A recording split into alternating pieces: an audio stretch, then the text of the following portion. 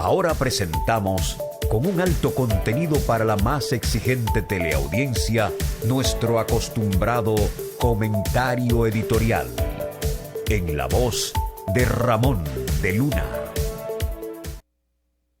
Un crimen con tintes novelescos.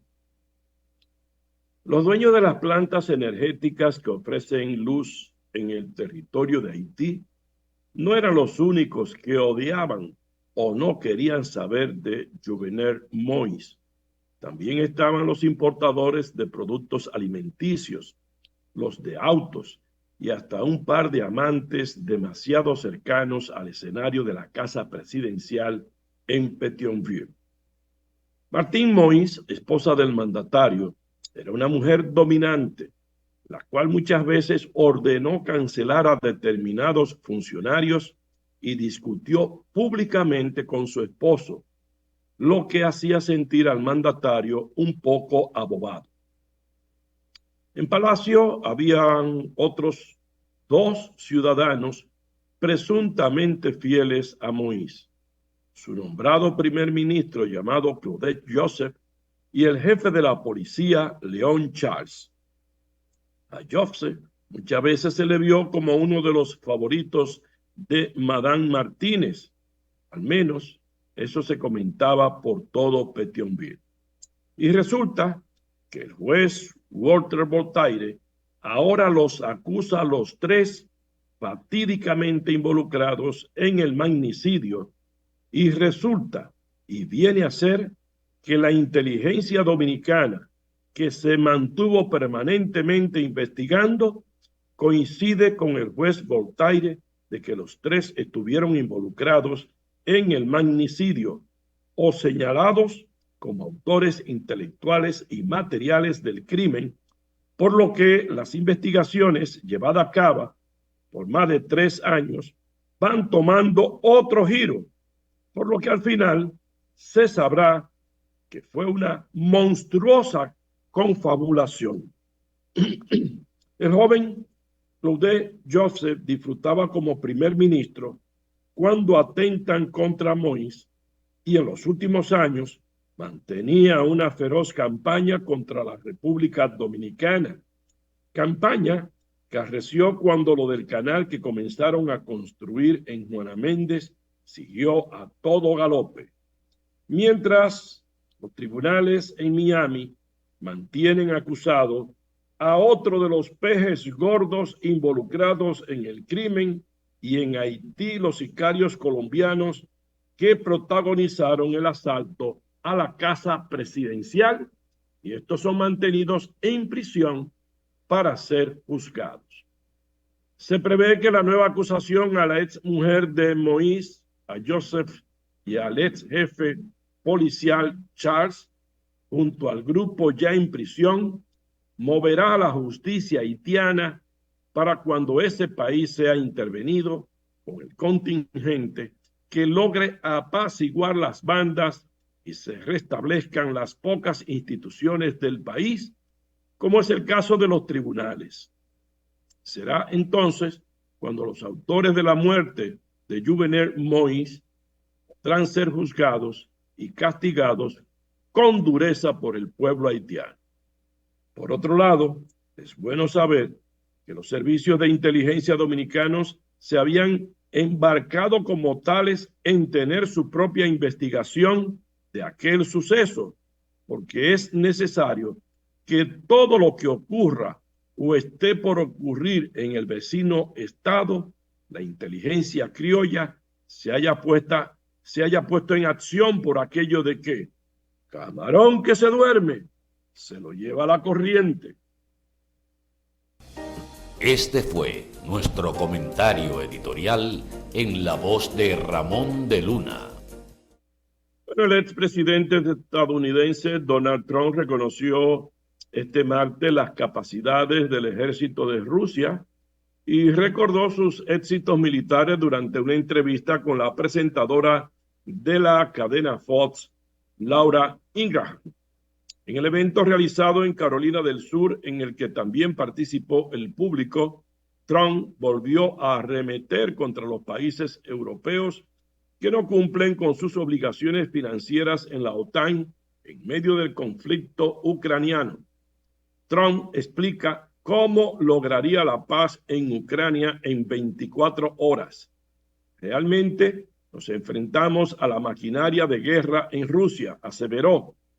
Rusia, ¿qué hicieron? Derrotaron a Hitler, derrotaron a Napoleón. Sí, son una máquina de guerra. Es un país mucho más grande, expresó. El candidato republicano ha afirmado en más de una ocasión que si gana las elecciones de este año, podría poner fin al conflicto en 24 horas, ya que tiene una relación muy buena con los líderes de Rusia y Ucrania.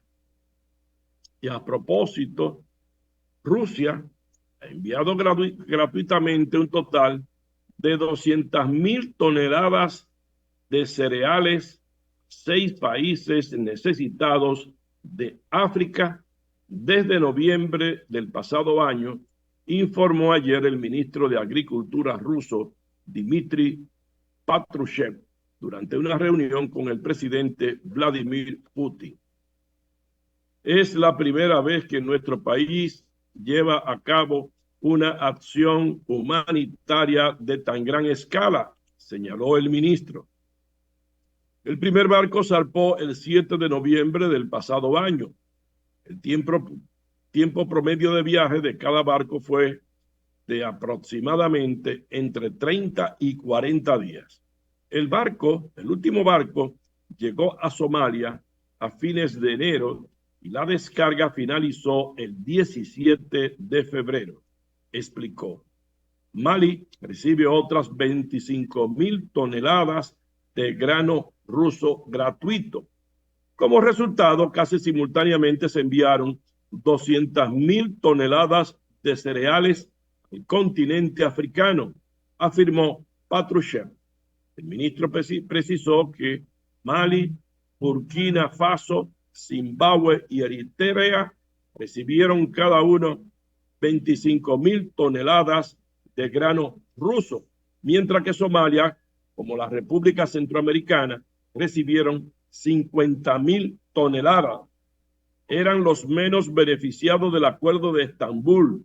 Las palabras de Patrushev llegan meses después de la expiración del pacto acordado por separado por Rusia y Ucrania, con mediación de Turquía y la ONU, sobre la exportación de grano desde puertos ucranianos a través del Mar Negro. Moscú decidió no prorrogar el pacto debido al incumplimiento de las condiciones acordadas relativas a la parte rusa del acuerdo. Y no recibir a Haití unas 25,000 toneladas de esa, ¿verdad? De trigo, maíz, hubiesen caído bien. El doctor Carlos Guzmán dictó la conferencia Cáncer Colorectal desde la prevención al manejo, organizada por la Sociedad Dominicana de Pediatría, filial Santiago, donde advirtió sobre el riesgo que se exponen las personas por consumo abundante de carne roja y embutidos. El especialista en coloproctología señaló que el colorectal es un tipo de cáncer que se origina en el colon o el recto, cuyos primeros síntomas son sangre en las heces o en el papel higiénico después de defecar. De igual modo, el doctor Guzmán mencionó cambios en el hábito intestinal como diarrea, estreñimiento o veces más estrechas de lo normal, dolor o molestia abdominal, gases, pérdida de peso sin razón aparente, debilidad, fatiga o anemia, entre otros.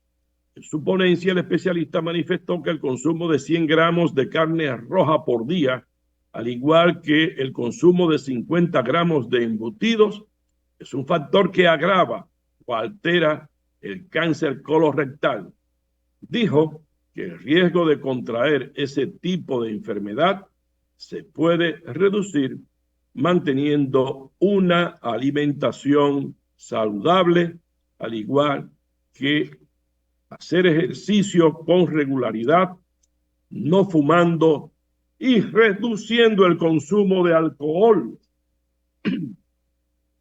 Pasando a otra información, la Junta Central Electoral concluyó ayer en su sede de Santo Domingo la verificación de los votos nulos y observados en los comicios para la alcaldía de Dajabón y para la de Cabrera, y revirtió los resultados en perjuicio de quienes en el primer conteo resultaron ganadores. Los triunfadores, en definitiva, son los candidatos a alcaldes de Dajabón por el Partido Revolucionario Moderno, Santiago Riverón, y Gaby Fernández en Cabrera por la Fuerza del Pueblo. En el caso de Riverón, que el pasado lunes figuraba perdedor por un voto, finalmente obtuvo un puñado más a su favor en la verificación que dejó al margen a Fiordalisa de León del Partido de la Liberación Dominicana. Y en otra información, una mujer resultó con quemaduras de tercer grado en su cuerpo tras haber sido rociada con gasolina y prendida en fuego por su pareja sentimental en el sector Los Mameyes, municipio Santo Domingo Este. La víctima no encontró la ayuda que necesitaba al momento de la brutal agresión perpetrada por una escoria social llamada Robinson Javier Rincón. La infeliz mujer fue identificada como Susana Santana Fabián, de 27 años, quien se encuentra luchando por su vida en la unidad de cuidados intensivos del área de quemados del hospital Ney Arias Lora, mientras que el agresor es Robinson Amaury Javier Rincón, quien tras cometer el hecho la madrugada del pasado martes emprendió la huida. Los familiares de la fémina pidieron a las autoridades policiales localizar y capturar a Rincón para que responda ante la justicia por el grave abuso cometido contra su pariente. Se sabe que la policía ha llevado a la calle a un experto grupo policial para dar con el paradero del criminal sujeto. Indicaron que la joven es madre de 3 niños, incluyendo una recién nacida que procreó con su verdugo. Yo espero, porque con ese tipo de gente que es claro que fue él, porque lo dice la víctima y todo el mundo, haya un intercambio de disparos, ¿verdad? Esos son el intercambio de disparos que uno quiere. Y si se entrega, que los presos, ¿verdad?, que le haga algo a los presos, ¿verdad? Bueno, vamos a continuación a ver a Jaime Tomás, presidente de la Junta Municipal Electoral, hablando de el caso de Hipólito Martínez en Santo Domingo Oeste. Partido de la Liberación Dominicana, de la Fuerza del Pueblo, el Partido Aliado. Hipólito Martínez. Bueno, la respuesta de la Junta Electoral de Santiago fue que ellos deben hacer esa información o esa instancia en los niveles correctos.